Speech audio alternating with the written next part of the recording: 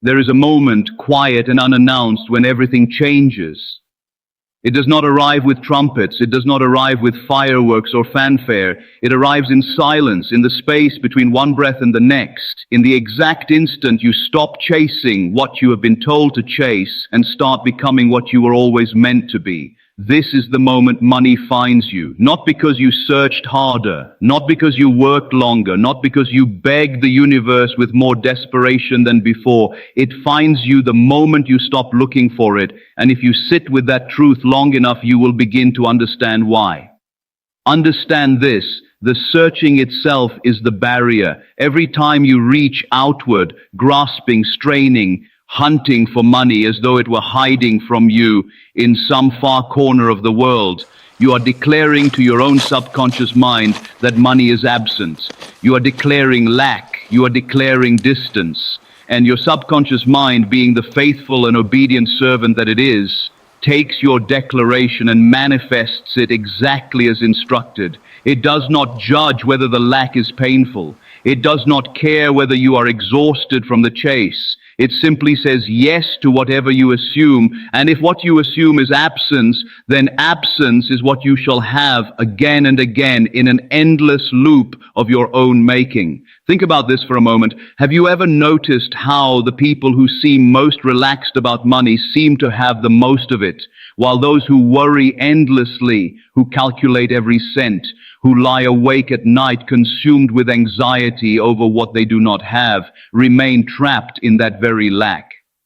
This is not coincidence. This is not luck. This is law. This is the operation of consciousness expressing itself into form exactly as it was designed to do since before you were born, since before your mother knew your name, since the foundations of this world were laid. The truth is, money was never something you needed to find. Money is not lost. Money is not hiding. Money is not playing some cruel game of hide and seek with your soul. Money is a reflection. It is a mirror held up to your inner world, showing you back to yourself in the language of dollars and cents, in the language of opportunities that appear or fail to appear, in the language of doors that open or remain shut. When you understand this, the entire chase becomes unnecessary. You do not chase your own reflection. You do not run after a mirror hoping to catch it.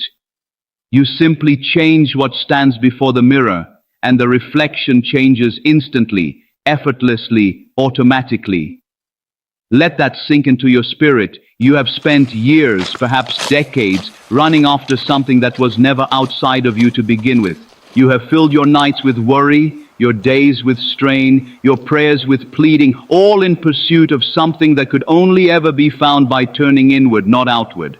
This is why so many people work themselves into exhaustion and still remain poor in spirit and in substance. They are looking in the only direction where money can never be found, because they are looking away from themselves, away from the one place where all creation truly begins. Consider this: in the beginning was the Word, and the Word was with God, and the Word was God. This ancient teaching, so often read and so rarely understood, is not simply a religious statement about the origin of the universe. It is a precise description of how your own consciousness operates in this very moment.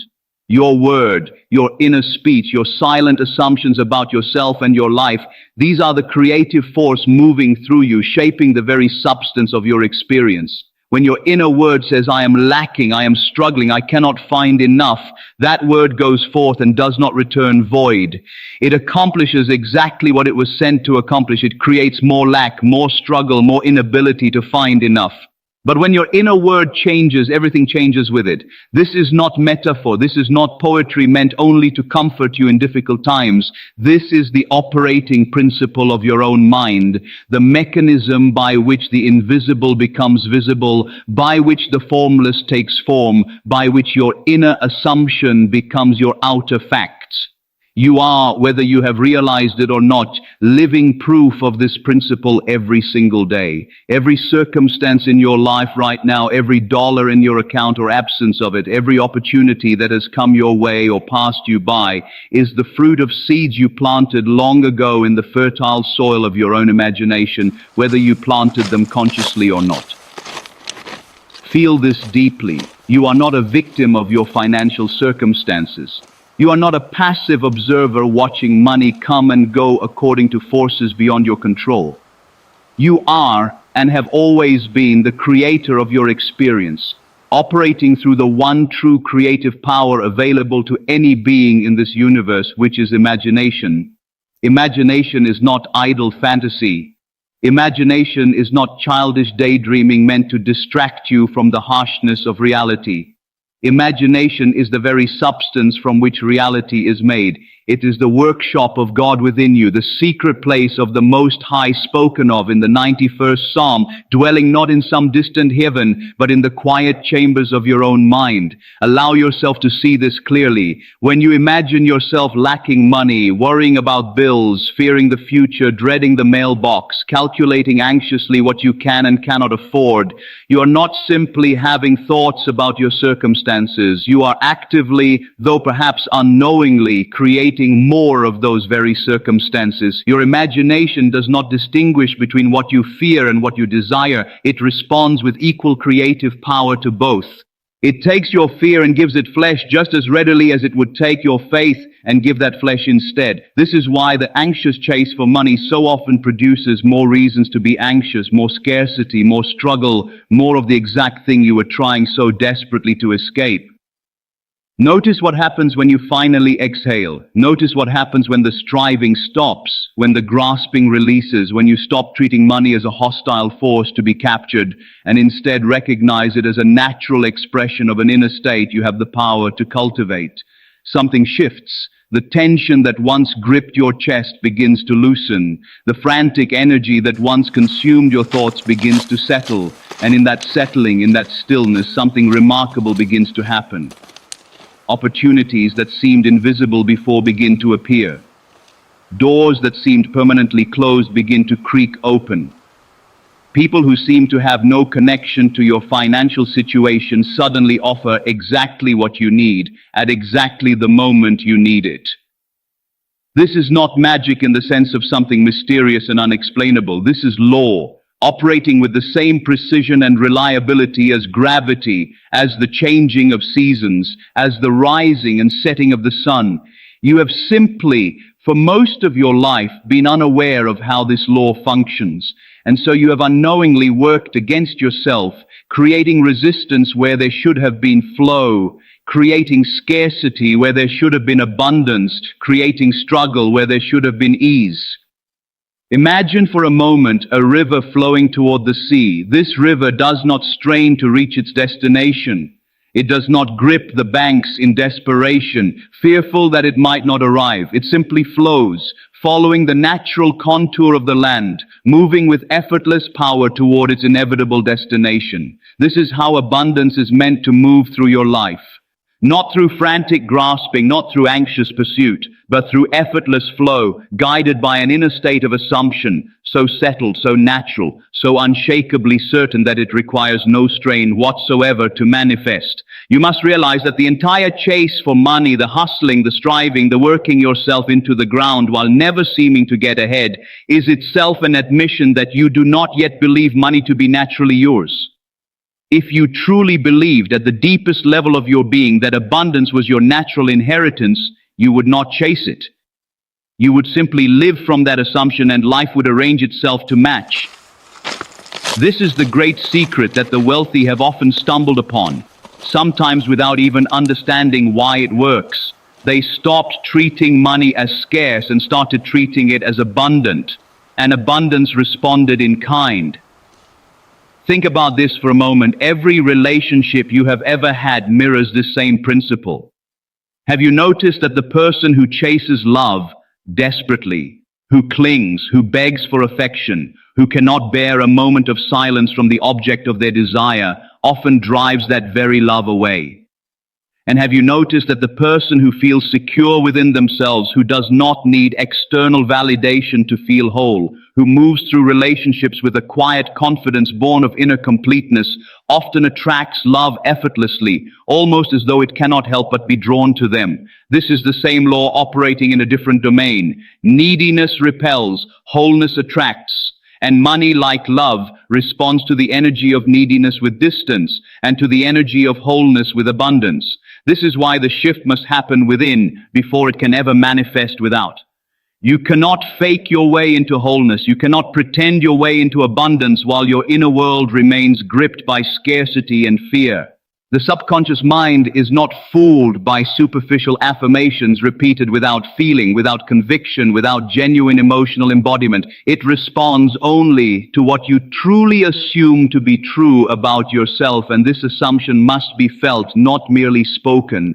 This is why so many people repeat affirmations about wealth and abundance for years without seeing any change in their circumstances. They are speaking words their heart does not yet believe, and the heart, not the tongue, is where true creation happens. The truth is, transformation begins with identity. Before you can experience abundance, you must first become, in your own self-concept, someone for whom abundance is natural. This is not about pretending to be someone you are not. This is about recognizing who you have always been beneath the layers of conditioning, fear, and false belief that society has placed upon you since childhood. You were not born believing in lack.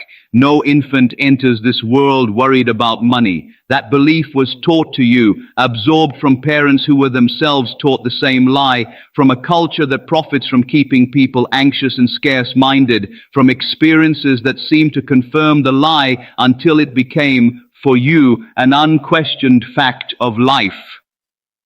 But a belief absorbed can also be released. A belief taught can also be untaught.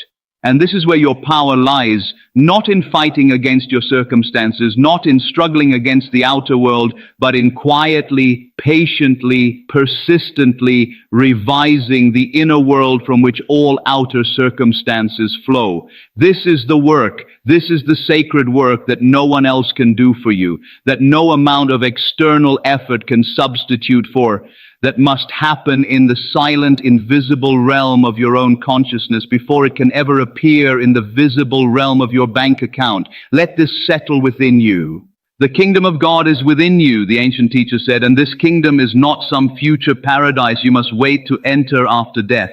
This kingdom is the realm of your own imagination, the creative power within you that has been operating your entire life, whether you directed it consciously or allowed it to run wild, shaped by fear, doubt, and the accumulated weight of other people's limiting beliefs. To seek first the kingdom of God and His righteousness, and to have all these things added unto you, is to first establish within your own consciousness the state of abundance you desire, to dwell there faithfully, persistently, until it becomes as natural to you as breathing, and then to watch as the outer world rearranges itself to match this inner reality. Consider what it truly means to stop looking for money. It does not mean you stop working.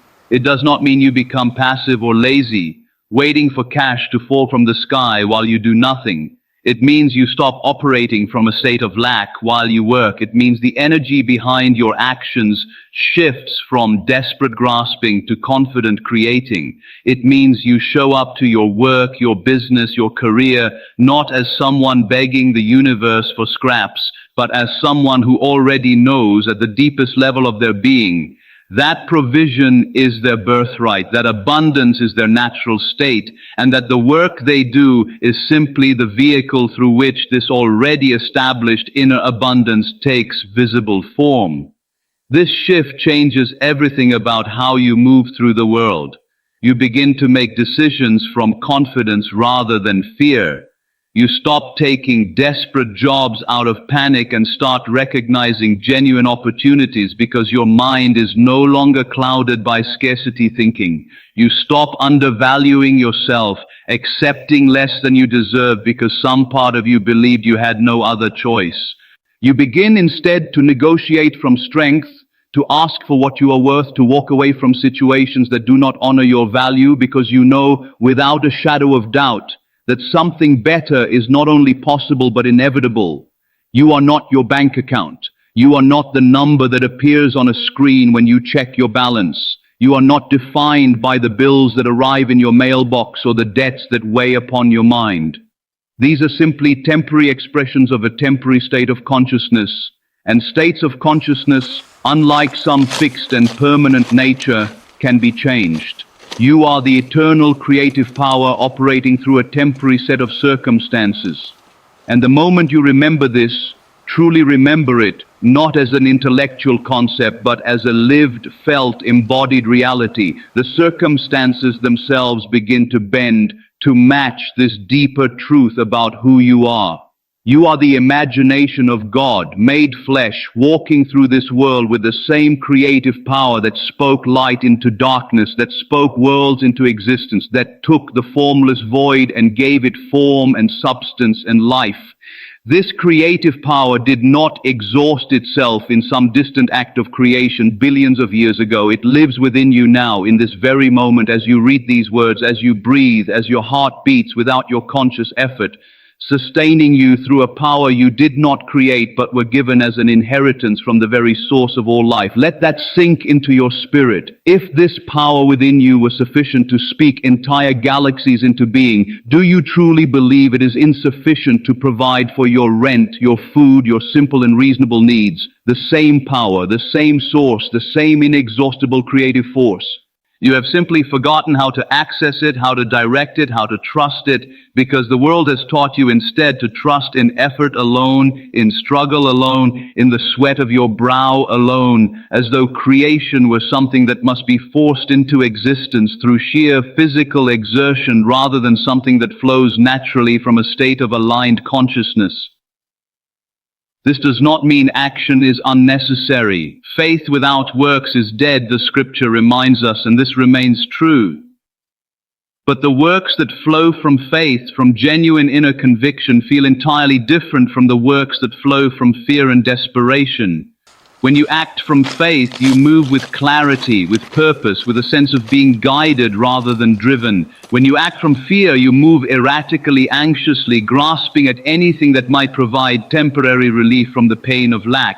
The outer action might look similar from the outside, but the inner experience and ultimately the outer result could not be more different. Imagine for a moment two people applying for the same job. One approaches the interview consumed with desperation, terrified that if this opportunity does not come through, disaster awaits. Every word they speak carries the undertone of need, of anxiety, of scarcity. The interviewer, whether consciously or unconsciously, senses this energy, and something within them recoils from it, even if they cannot articulate why. The other person approaches the same interview from a place of quiet confidence, knowing that if this particular opportunity is not the right fit, another equally suitable opportunity awaits, because they no longer believe in scarcity, they believe in abundance, they believe that good is always available to those who expect it. This confidence, this settled inner peace radiates from them in a way that draws the interviewer toward them rather than repelling them away. This is why the moment you stop looking for money, it finds you. Not because you have become passive, but because you have become aligned. You have stopped operating from the frequency of lack and begun operating from the frequency of abundance, and like attracts like, always without exception, according to a law as old and as certain as the universe itself. You must realize that your subconscious mind has been listening to every word you have spoken about money, every thought you have entertained about your financial situation, every feeling you have carried regarding wealth, poverty, security, and lack. It has taken all of this input and faithfully, obediently, without judgment, has been constructing your reality accordingly. If your inner dialogue has been one of complaint, of comparison, of resentment toward those who have more, of fear regarding those who have less, your subconscious has taken these signals and continued producing more of the same circumstances that would justify and confirm these feelings. But here is the liberating truth. You can begin right now in this very moment to change the conversation you are having with your own subconscious mind. You do not need to wait for external circumstances to improve before you feel abundant. In fact, waiting for external circumstances to improve before you allow yourself to feel abundant is precisely the mistake that keeps so many people trapped in perpetual lack. The feeling must come first, the assumption must come first, the inner conviction must come first, and only then, as a natural and inevitable consequence, will the outer circumstances rearrange themselves to match. This is what it means to live in the end. To assume the feeling of the wish fulfilled, not as some future hope you are waiting to experience, but as a present reality you are choosing to inhabit right now, with your imagination, with your feeling nature, with the full conviction of your inner being. When you lie down at night, instead of rehearsing your worries, instead of calculating your debts, instead of fearing the future, you can instead imagine vividly and with genuine feeling what it would be like to already possess the abundance you desire. Not as a wish, not as a hope, but as an already accomplished fact that you are simply allowing to unfold into visible form. Feel this deeply.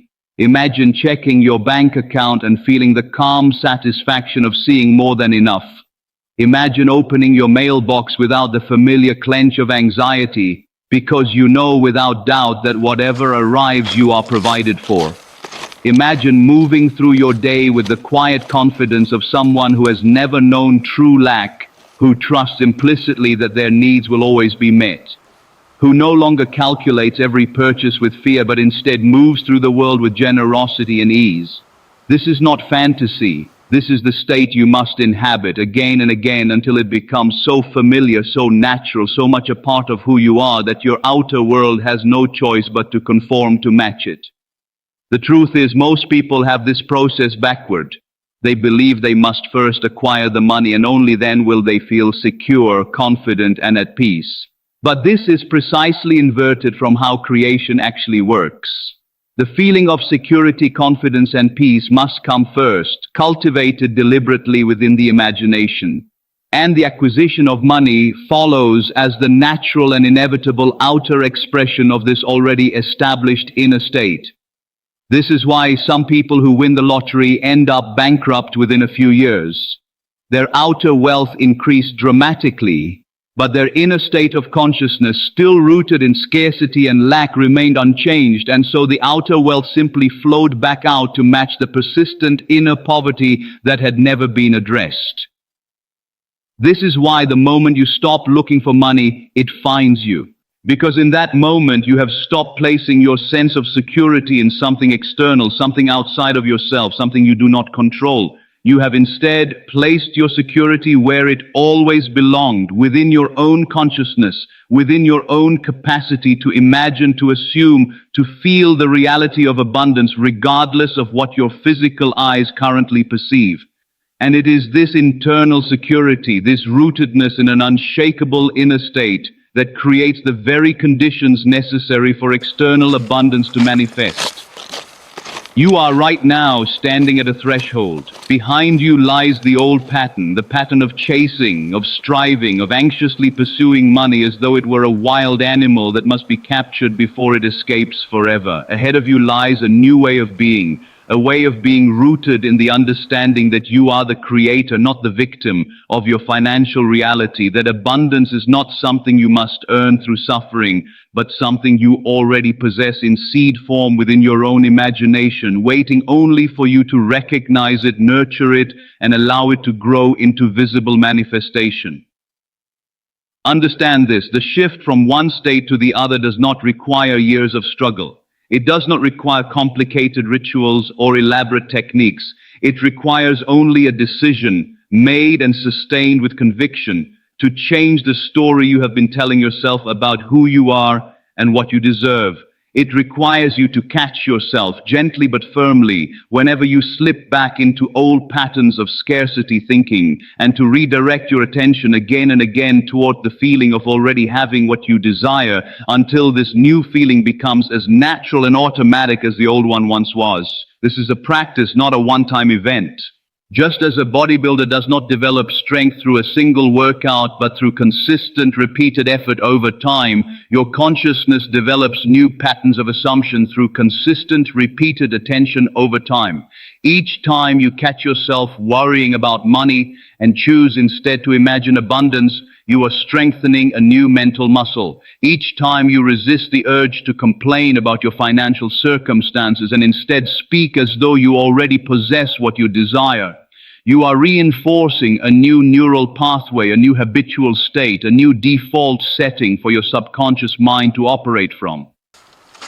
Notice what happens when you begin to treat money with respect rather than resentment. So many people, without realizing it, harbor a secret resentment toward money itself, viewing it as something dirty, something corrupting, something that only the greedy or the unscrupulous truly possess in abundance. This hidden resentment creates a subtle but powerful barrier because your subconscious mind will not bring you more of something you secretly despise. If some part of you believes that money is evil, that wealthy people are inherently corrupt, that there is something noble about struggling financially, this belief will manifest as continued struggle because your subconscious is simply honoring the deeper conviction you hold, even if that conviction contradicts your conscious desire for more money. This is why healing your relationship with money is so essential to this entire process. Money is not evil. Money is simply energy, a medium of exchange, a tool that can be used for tremendous good or, in the hands of those who have not done their inner work, for harm. The morality lies not in the money itself, but in the consciousness of the person wielding it. A person operating from love, from generosity, from genuine care for others will use money to bless, to build, to uplift. A person operating from fear, from greed, from a scarcity mindset, even amid great wealth, may use money to harm, to hoard, to control. The money itself remains neutral. It is simply consciousness given visible, exchangeable form. Allow yourself to see money then, not as your enemy, not as something to be feared or resented, but as a friend, a faithful servant, an expression of the same creative energy that flows through all of existence. When you bless money rather than curse it, when you feel gratitude for the money you do have rather than resentment for the money you lack, you shift your relationship with this energy from one of scarcity to one of appreciation. And appreciation, felt genuinely and consistently, naturally attracts more of what is being appreciated. Think about this for a moment. If a friend gave you a gift and you responded with complaints about how it was not enough, how you deserve something better, how you resented having to rely on gifts at all, would that friend feel inspired to give you more in the future? Of course not. But if you responded with genuine gratitude, appreciation, and joy, acknowledging the gift for exactly what it was without complaint or comparison, your friend would likely feel inspired, even eager to give you more in the future because your gratitude created a positive feedback loop of generosity. This same principle applies to your relationship with money and indeed with the universe itself. Gratitude for what you currently have opens the channel for more to flow toward you. Resentment for what you lack closes that same channel, trapping you in the very lack you resent. This is why the practice of gratitude is so consistently emphasized by every genuine spiritual teaching throughout history. It is not merely a nice sentiment meant to make you feel better in difficult times.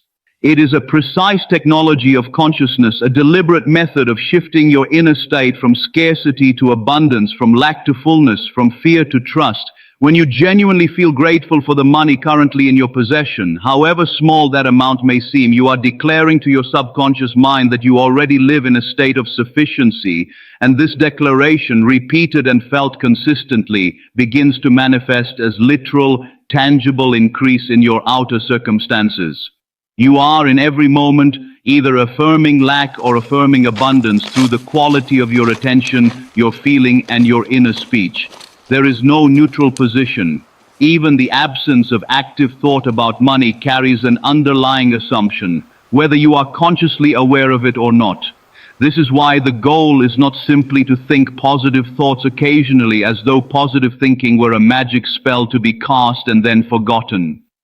The goal is to establish at the deepest level of your being an unshakable conviction that abundance is your natural state, so thoroughly integrated into your identity that you no longer need to consciously think about it at all, because it has simply become who you are.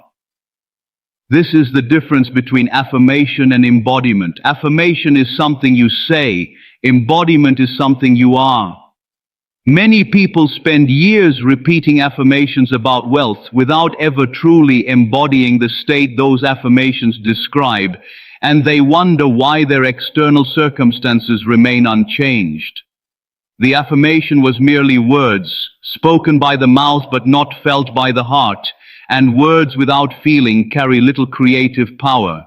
But when the affirmation becomes embodiment, when you truly feel in your bones, in your breath, in the very core of your being that you are provided for, that abundance flows to you naturally and consistently, that money finds you rather than the other way around, this embodied conviction cannot help but manifest in your outer world, because consciousness always seeks its own level, always finds a way to express itself into corresponding form. Let this settle within you now. You have spent enough time chasing. You have spent enough years perhaps believing that more effort, more striving, more anxious pursuit was the answer to your financial struggles. And perhaps this striving has produced some results, some measure of success, but likely accompanied by exhaustion, by stress, by a persistent feeling that no matter how much you achieve, it is never quite enough, that the goalposts keep moving, that true security remains just beyond your grasp. This is the fruit of chasing. It produces temporary gains accompanied by permanent anxiety, because the underlying inner state of lack was never actually addressed, only temporarily papered over by external achievement. There is another way. There has always been another way, though the world rarely teaches it, because a world built on scarcity thinking profits from keeping its inhabitants